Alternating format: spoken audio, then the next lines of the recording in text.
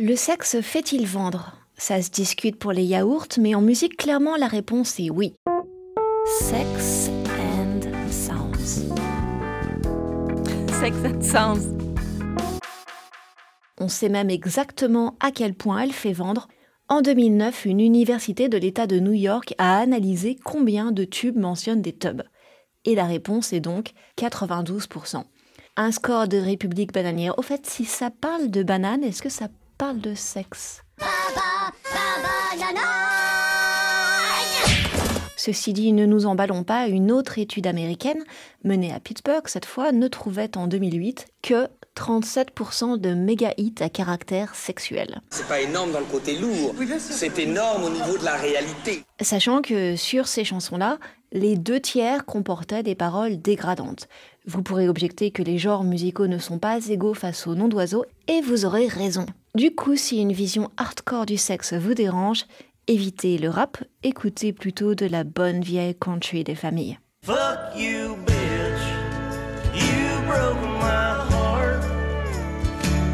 La musique donne-t-elle vraiment envie? Ce n'est pas à vous autres adeptes de podcast que je vais apprendre que le son est composé de vibrations, avec un peu de bol de bonnes vibrations, et que par conséquent, la musique entraîne, motive, guérit. Elle résonne dans notre corps, tout notre corps, y compris donc dans nos bliptoches et autres schlongs.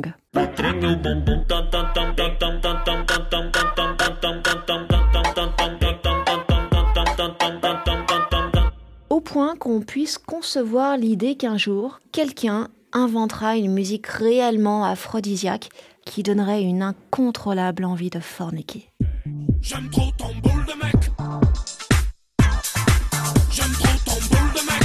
J'imagine d'ailleurs que c'est la pierre philosophale de l'industrie de la musique. Quoi qu'il en soit, les capacités érotiques de la musique donnent lieu à d'interminables débats et autres classements des sons les plus sexes. Or, ce sont toujours un peu les mêmes classiques qui reviennent.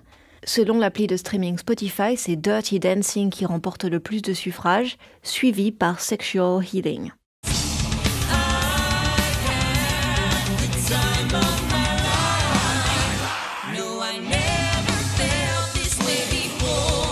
Et vous noterez que l'imaginaire de ces chansons-là est déjà sexuel.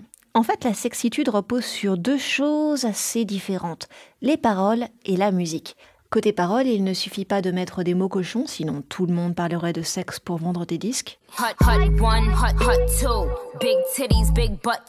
Attendez mince, tout le monde le fait déjà. Enfin, en tout cas, il faut savoir que ça ne marche pas à tous les coups. Quand il me baise, je plane.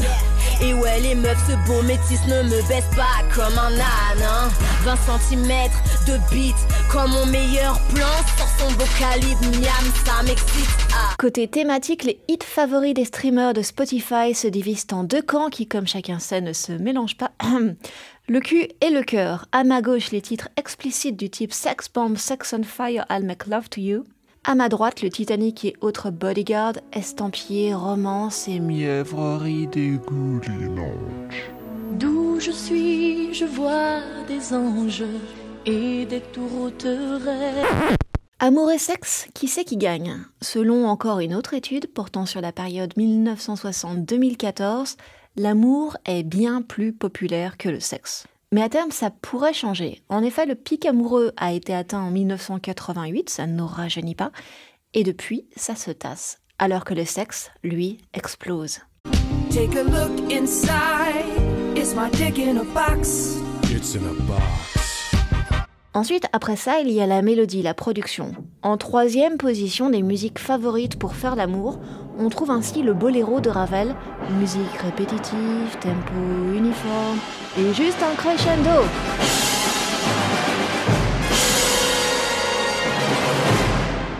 On trouve aussi l'ouverture solennelle 1812 de Tchaïkovski, dont son propre compositeur dit l'avoir écrite, je cite, « Sans amour, de sorte qu'elle n'aura probablement pas de grande valeur artistique.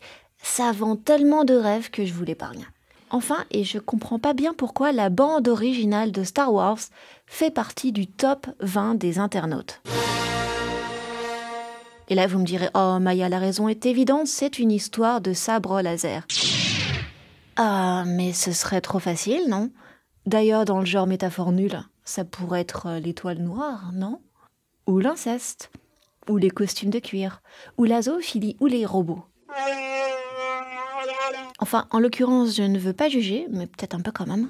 J'ai peur, j'ai peur, j'ai peur. Mais des fois, le croisement de nos goûts sexuels et de nos goûts musicaux Arte est sacrément Radio discordant. .com